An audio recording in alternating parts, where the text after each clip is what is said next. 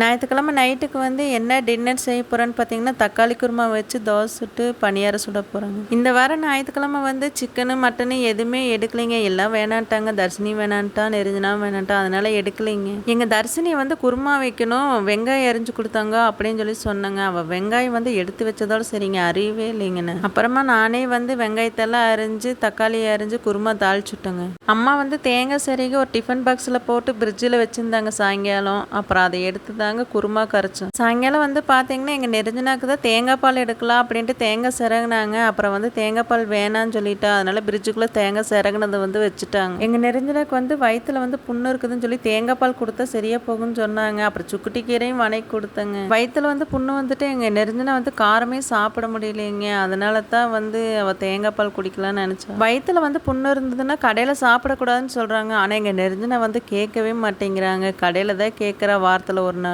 நம்ம வந்து வாரத்தில் ஒரு நாள்னு சொல்லி வாங்கி கொடுக்குறாங்க. ஆனால் அதில் வந்து என்னென்ன கலக்குறாங்கன்னு தெரியல. சொன்னால் கேட்க மாட்டேங்கிறாங்க. எங்கள் நெருஞ்சினா தர்ஷினி சொன்னால் கேட்டுக்குவாங்க, சொல்லி கேட்காம சாப்பிட்ருவாளுங்க. அப்புறம் வந்து வயிறு வலிக்குதுமான்னு சொல்லி சொல்லிட்டு இருப்பாங்க. எங்கள் நெருஞ்சினாக்கு மட்டும் இல்லைங்க, அம்மா வந்து எல்லாத்துக்குமே காரம் கம்மியாக தாங்க போடுறாங்க. நான் சமைச்சேன்னா எப்படி காரம் எச்சாயிருங்க, எப்படி போட்டாலுமே. நானே அம்மாட்ட கேட்டு தாங்க போடுவேன், எவ்வளோமா காரம் போடலாம், ஒரு ஸ்பூன் போடலாமா, 1 ஸ்பூன் போடலாமா அப்படின்னு சொல்லிட்டு அம்மாட்ட கேட்டு தாங்க போடுவேன். இனி உழவர் சந்தை மார்க்கெட்டுக்கு வந்து இன்னைக்கு ஞாயிற்றுக்கிழமை காலையில் போகலிங்க. என்ன காயெல்லாம் வாங்கலை. இன்னைக்கு திங்கக்கிழமை காலையில் நாளைக்கு என்ன செய்ய போகிறோன்னு தெரியல. காய் கடையில் தாங்க வாங்கிட்டு வரணும். எங்கள் மாமியார் வாங்கி கொடுத்த வடைச்சட்டிங்க, அதில் தான் இன்னைக்கு வந்து குருமா தாளிச்சுட்டேன். அப்புறம் நேற்று பூரியும் சுட்டோம். எங்கள் மாமியார் வாங்கி கொடுத்த வடைச்சட்டி நல்லா தாங்க இருக்குது.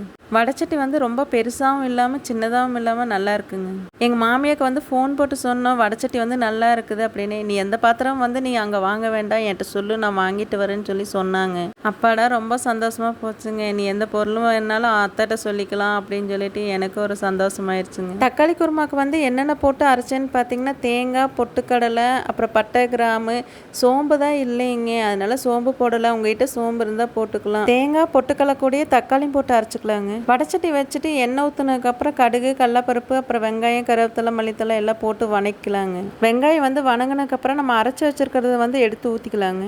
பட்டை, கிராம்பு போட்டிருக்கணுங்க. தாளிக்கிலே 2 போட்டிருந்தா நல்லா மனமாக இருந்திருக்கும். நான் போடலைங்க, மறந்துட்டேன். பட்டை, கிராம்பு வந்து தேங்காய், கடலை கூட அரைக்கிறதுக்கு போட்டேன், தாளிக்கிறதுக்கு போடலைங்க. சோம்பு வந்து வாங்கி வச்சாலுமே வந்து உங்களுக்கு அந்த வாடை வந்து சோம்பு வாடை வந்து பிடிக்க மாட்டேங்குதுங்க. இந்த பிள்ளைகளுக்கெல்லாம் குருமாவுக்கு மட்டும் போட்டோம்னா பிடிக்கும். மட்டன் குழம்புக்கு, சிக்கன் குழம்புக்கெல்லாம் போட்டால் பிடிக்க மாட்டேங்குதுங்க. எனக்கே வந்து சோம்பு வடை பிடிக்காது. மட்டன் குழம்புக்கு, சிக்கன் குழம்புக்கெல்லாம். குருமானா பரவாயில்லைங்க, குருமாக்கு வந்து சோம்பு போட்டால் தாங்க நல்லாயிருக்கும். அம்மா வந்து ஒரு கண்ணாடி பவுலில் வந்து உப்பு வச்சுருந்தாங்க. சரி அந்த உப்பு போடலான்னு எடுத்தேங்க. எங்கள் நெருஞ்சினா இருந்துட்டு அது சாமிக்கு வச்ச உப்புமா அப்படின்னு சொல்லி சொன்னாலுங்க. ஓ, அந்த பவுல் வந்து அழகாக இருக்குதுன்னு சொல்லி நீங்கள் வீடியோ காட்டுறக்காண்டி உப்பு எடுத்து வைங்களா போடுறக்கு அப்படின்னு எங்கள் நெருஞ்சினா வந்து சொல்லி சிரிக்கிறாளுங்க. நான் நினச்சேங்க அம்மா வந்து உப்பு வச்ச டப்பா வந்து மாற்றிட்டாங்களோன்னு. அம்மா வந்து அடிக்கடி மாற்றுவாங்க, உப்பு போடுற டப்பாலாம் அடிக்கடி மாற்றுவாங்க.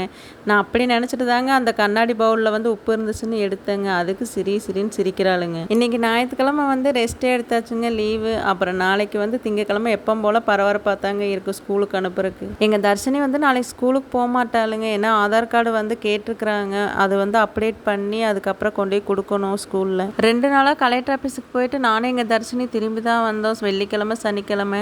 வெள்ளிக்கிழமை வந்து டோக்கன் வந்து முடிஞ்சுட்டாங்க. அப்புறம் சனிக்கிழமை போனோம். சனிக்கிழமை நேரத்துலேயே போயிட்டோம். ஆனால் வயசானவங்களுக்கு வந்து முகாம் போட்டிருக்குது.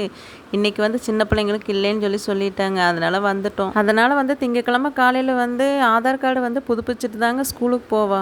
பணியாரம் ரெடி ஆயிடுச்சு, தோசையும் ரெடி ஆயிடுச்சுங்க. எங்கள் நெருஞ்சினா வேற வீடியோ எடுத்துகிட்டு இருக்கிறா, பசிக்குதுமான்னு சொல்லிட்டு இருக்கிறா, பாய் சொல்லுங்கம்மா அப்படின்னு சொல்லிட்டு. எங்கள் நெருஞ்சினா வந்து தேங்காய் சட்னி கேட்டாங்க. தேங்காய் சட்னி வேண்டாம், காலையில் அரைச்சிக்கலாம் அப்படின்னு சொல்லிட்டு குருமா மட்டும்தாங்க வச்சோம். நாங்களும் சாப்பிட போகிறாங்க. இன்னைக்கு ஞாயிற்றுக்கிழமை. நீங்களாம் சாப்பிட்டாச்சாங்க? இன்னைக்கு மட்டனா, சிக்கனாங்க? என்ன எடுத்து சாப்பிட்டீங்க? இன்னைக்கு நாங்கள் வந்து எதையும் எடுக்கல, தட்டைப்பயிர் சாப்பாடு தான் வச்சோம். சரிங்க, சாப்பிட்டு நேரத்துலேயே படுக்கலாங்க. காலையில் ஒருத்திக்கு வந்து கலெக்டர் ஆஃபீஸ் போகணும், ஒருத்திக்கு ஸ்கூலுக்கு போகணுங்க. இன்னொரு வீடியோவில் பார்க்கலாங்க. ஓகே, பாய்ங்க.